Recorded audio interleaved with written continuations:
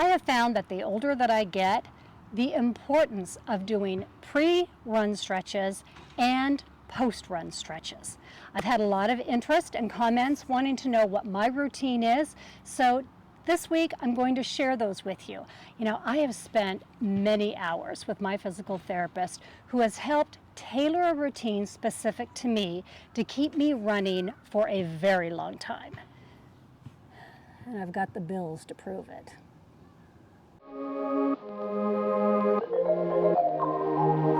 You know that I'm the queen of overthinking. It's like we're done before we even started.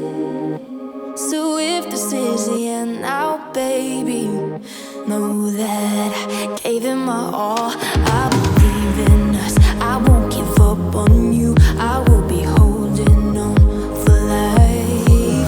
Hope you believe in us, please don't give up on me. At least give me a try. 'Cause you're the best thing, the best thing. First, we need to understand the difference between static and dynamic stretches and which ones you should do before and after you run. Static stretches are those where you sit, stand, or lie still and hold a single position for a certain period of time, usually between 30 to 45 seconds. Dynamic stretches are controlled movements that help prepare your muscles for running.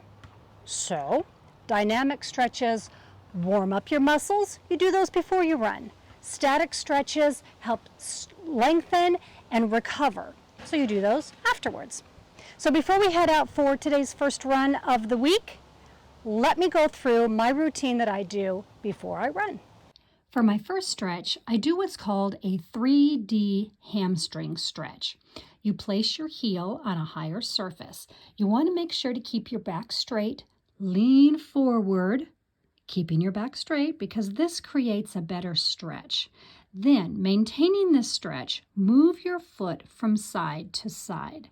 I do this about 10 times on each foot. Next, turn around and place your foot on a higher surface behind you. Gently press your hips forward until you feel the stretch in the front of your thigh. Then make forward gentle motions. This helps with the stretch. I love the feel of a good calf stretch, so I always throw some of these in before I head out for a run. You can even do these during your runs or during a race when you can find a curb on the side of the street. Do the same position. Feels great. Now we begin our more dynamic stretches. This one is your single knee to chest. You lift one knee up to your chest and hug it with your arms. Hold briefly, then repeat on the other side.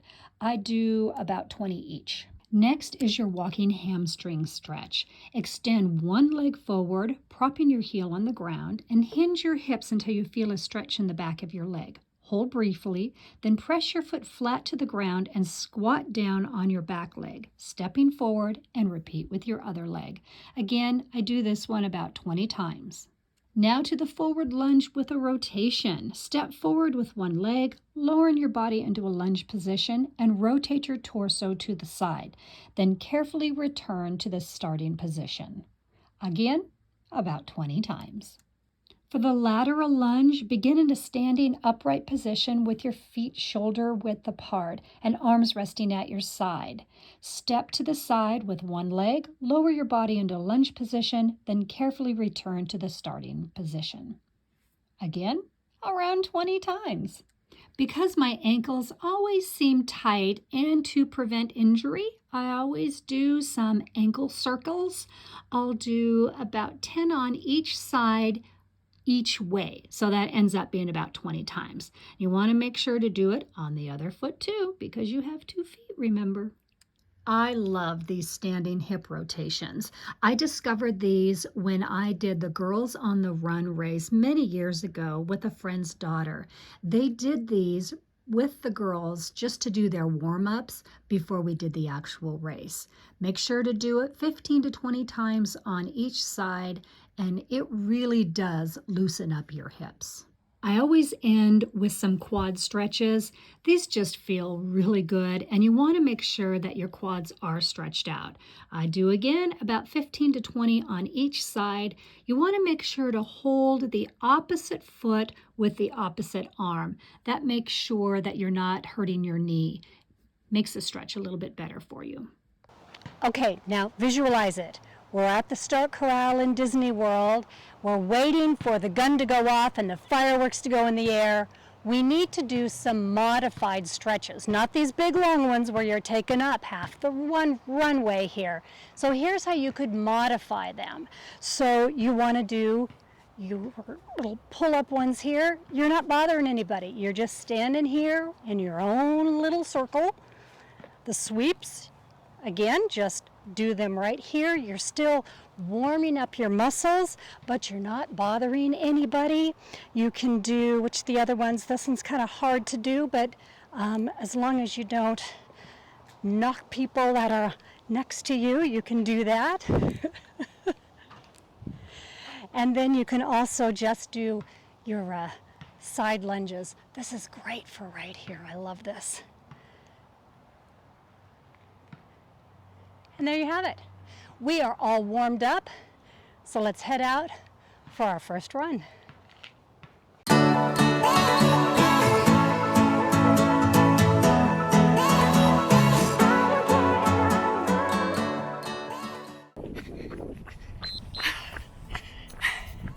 I look back at the younger me, the younger runner, who used to just lace up the shoes, head out the door.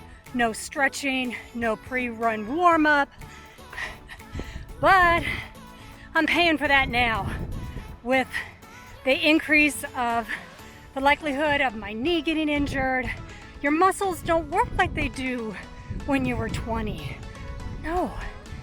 So these pre-run exercises are something that has brought my knee back to life and has made running much more pleasant. Warming up is so important. You don't want to just go out, especially at my age, I'm 60. You don't want to just go out and run because you're tight, you're stiff, you're not limber. You need to do some of those pre-run stretches.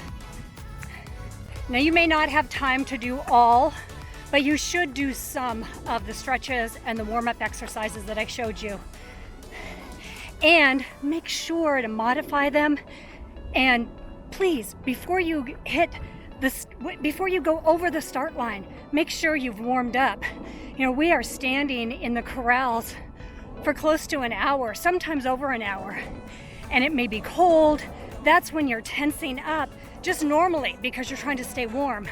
So you need to, at least 5-10 minutes before that gun goes off, the fireworks, you need to do some stretching.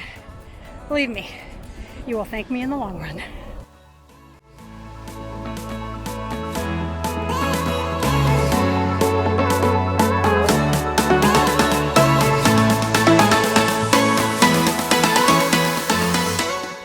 "45 minutes, 3.5 miles.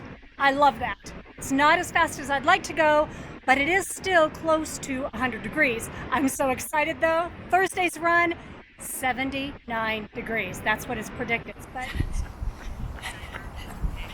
run number 2.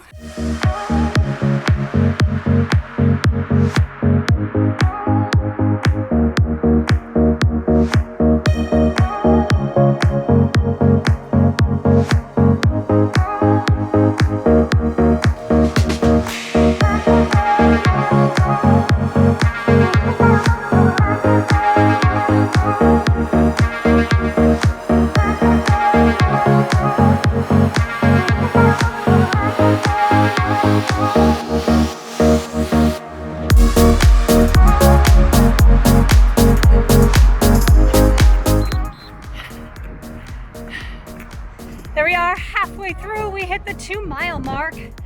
11:35 per minute mile. What a difference having lower temperatures make. It's just shy of 80 degrees. It's about 79-ish. My watch goes back and forth, 79, 80. It's great. That is my perfect running weather, between 76 and 80. Love it.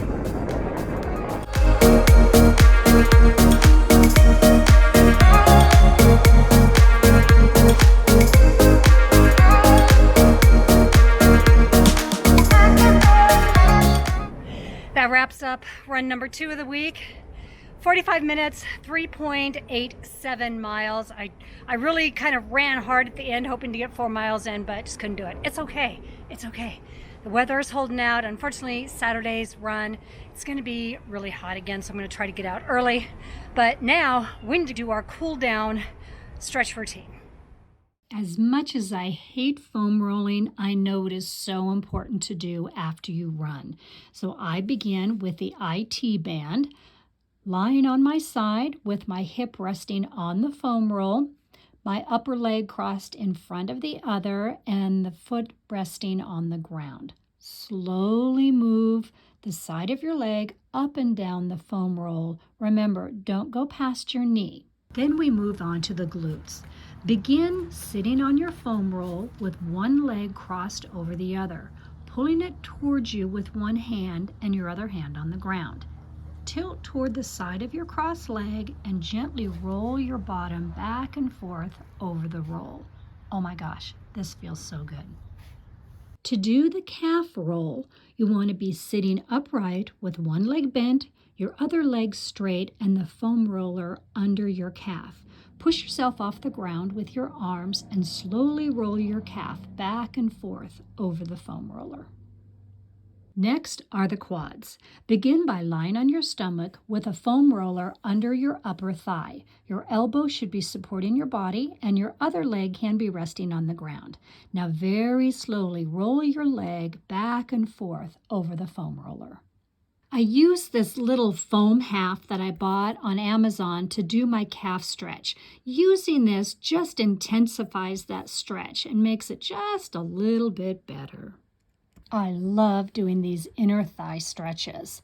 I will do about 30 seconds on either side, so I make sure to have my leg nice and straight, hold on to my foot, and make sure your back is straight as well. From this position, you can go into the forward stretch. This is great for the inner thighs. Then bring your legs together and do a forward stretch.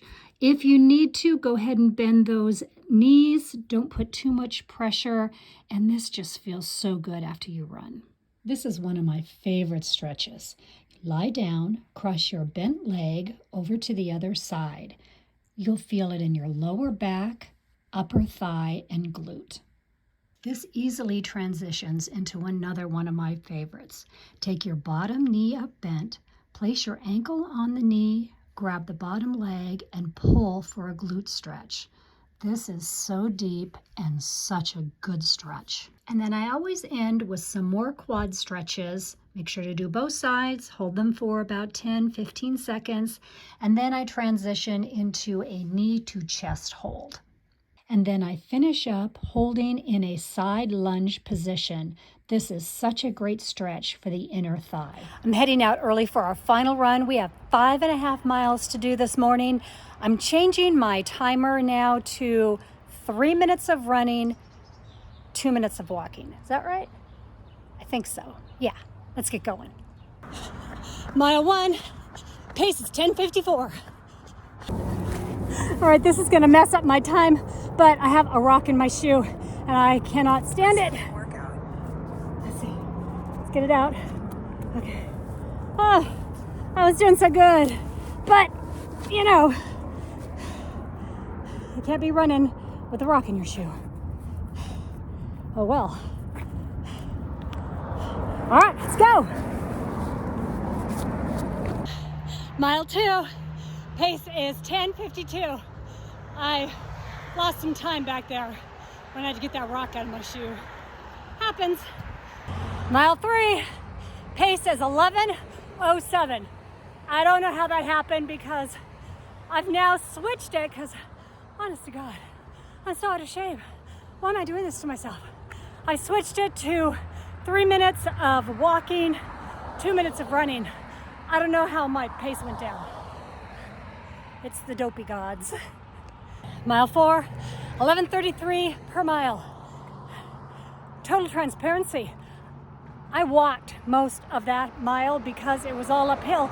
So I don't know why my time is not worse than it is. I must be some kind of speed walker. We've hit mile 5. 11:41 is my pace. I am seriously slowing down. I have a half a mile to go. I may just speed walk this the rest of the way. We'll see. You've reached your goal of 5.5 miles. Time, 1 hour, 4 minutes. That wraps up our final run of the week, as well as wrapping up week 4. Hey, next week, I had a viewer ask about how I display my medals. So I'm going to run through that, give you all the details on where I purchased those medal rack holders and how I've displayed some of my special Challenge Series medals. So I will see you next week.